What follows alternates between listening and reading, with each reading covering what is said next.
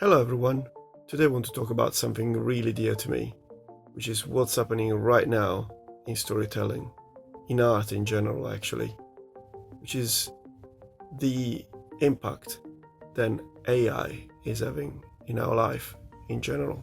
It is happening right now, in this very room, anywhere. The following montage is a collection of videos made by YouTubers with a program called VEO3 by Google. The time has come to tell you the truth. Artificial intelligence is here, and we can't stop it. We have no idea how it works and what it is. It's a force, a wild, untamed might. And she commands your awe with every breaking light. Welcome to a non-existent car show. Let's see some opinions. I mean, man, the acceleration is crazy. You look far, step on the pedal, and you are there. I just love Mondays. I absolutely hate Mondays! Oh boy, I love accents. I need a drink. Hey mate, want to come to the pub?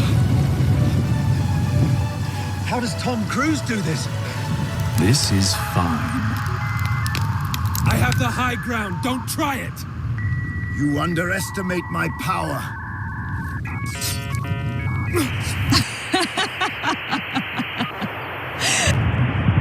This new generation is weird. Now, what is happening is way more insidious than you might think. We are talking about the replacement of our dreams, of our very thoughts, and that's where it becomes incredibly insidious, I repeat.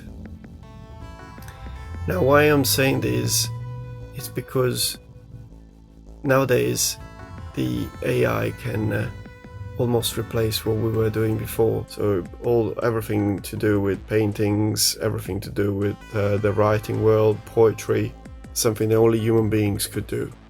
Only humans could create things with their own head. Everything we could dream of, we could probably do it. And also, there was the old saying, Cogito Ergo Sum.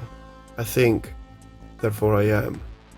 But now, with these machines, what are we? Now we can be replaced.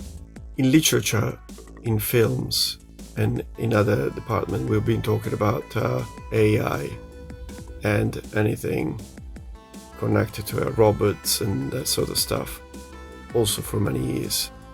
We know that machines were talked about during the ancient Greek times, where the expression Deus ex machina comes from in the first place. But I chose two books that for me are real examples of what can happen to us with AI.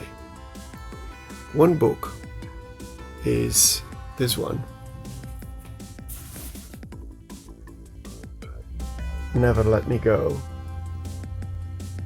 Kazuo Ishiguro. This book that was written a few years ago, and there was also a movie made out of it. It was about some kind of parallel universe where clones were used as spare parts. But there was actually a passage in the book that was very interesting to me that kind of explained a little bit my concern about AI. So there is a point in which the main characters want to face the head teacher of the school where the clones were groomed. They were encouraged to do art. But somehow these clones, they believe that they can defer the extraction of their organs to be given to the people they've been cloned from, because they were producing art. Somehow they were told that was the case. But when they talked finally with their teacher, they found that there was all like a story, like a fantasy, what they had in mind. In fact, the only reason why they were encouraged to do art in the school is because their specific school was an experiment. The teachers wanted to prove the world that these clones were not just clones. They were human beings, they have the soul, because they could produce art. So to me, this is what's happening to us. If a machine, if an algorithm, if something that is no human can make art and produce art, where is the soul? This was the only thing that was giving us something called a soul, if you believe in any of that. So now that will be removed from us, a bit like the organs of these clones. What are we then? Who told you these stories? Everybody knows them. And how do you know they're true? Of course they're true. You'd make up stories as horrible as that. The second thing is that I want to read it to you, because it is an argument of people that are actually pro AI. And the argument is that there's speed in it. You can do everything faster, it's more streamlined. And that's a concerning thing if you think about, because producing more material doesn't mean that, and even if it's better quality, it doesn't mean that everyone is going to read it. In fact, it's the other way around. As you know, or as you may imagine, once you produce a lot of stuff, then you flood the market. Who's going to read this stuff? Who's going to watch this stuff? Who's going to listen to this stuff? We've been telling stories for many thousands of years. Many. And we didn't need the speed. Anyway, I want to read for you a passage from another precious book. And is from The Little Prince by Antoine de Saint-Exupéry. I doubt you never read it, but just in case. Anyway, there is this Little Prince it's a great character. It's like is an alien. Eventually falls to Earth, but before that, he travels through different planets, different places.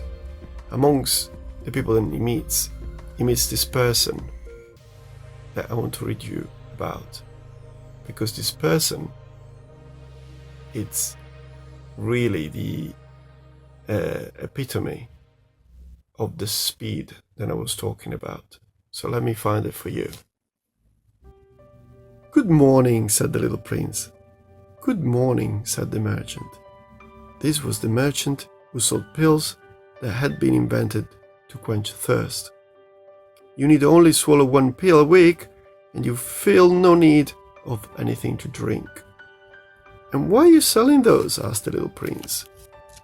"Because they save a tremendous amount of time," said the merchant. "Computations have been made by experts. With these pills, you save 53 minutes in every week." "And what do I do with those 53 minutes?" "Anything you like." "As for me," said the little prince to himself, "if I had 53 minutes to spend as I liked, I should walk at my leisure toward a spring of fresh water."